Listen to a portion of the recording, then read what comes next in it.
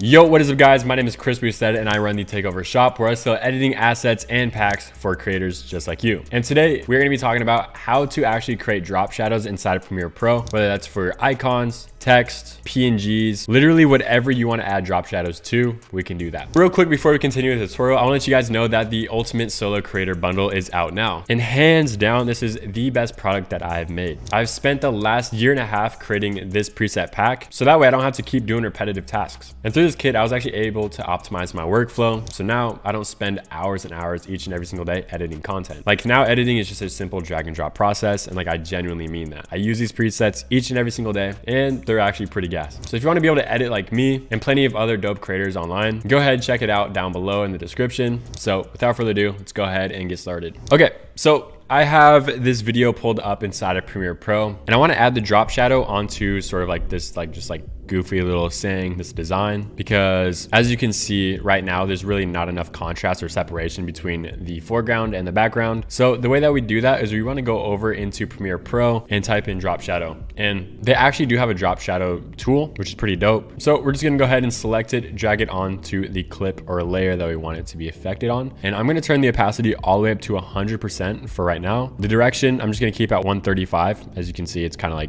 right there. So you can just play with this value wherever you want it to be. I'm just gonna go ahead, leave it pretty much right about in that same area. Distance, this of course affects the distance. As you can see, we can go really, really far with it, almost creating like just a crazy, weird, I guess, shadow, you know? Has a little bit more depth that way. And then you can play with the softness. I'm just kind of showing you guys how it looks. That's essentially really how you use this tool. For me, I'm just gonna go ahead and get like a nice sort of like soft shadow, just like so. And then I want it to actually be a little bit darker, but unfortunately you can't increase the opacity anymore or do anything really about that. So what I like to do is I like to select the effect, Control C, Control V, and then duplicate it. So as you can see, it makes it a little bit darker, a little bit bigger, and that looks really, really good. So just go ahead and play the clip.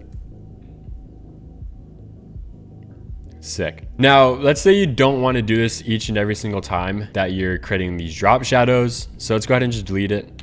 I actually have it inside of my preset pack, which by the way, if you want to go cop it, link down below, chrisbousted.com. But anyways, you go to the pack, you type in takeover, and then you scroll down and you're going to see the effect drop shadow. And it is right here. So you just literally drag and drop it, and then you have a drop shadow. And then you could also just play with the distance. You could play with the size, softness, just like so.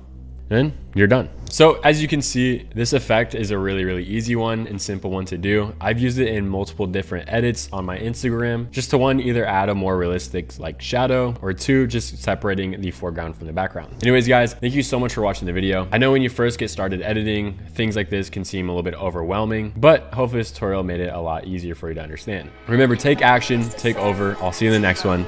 Peace.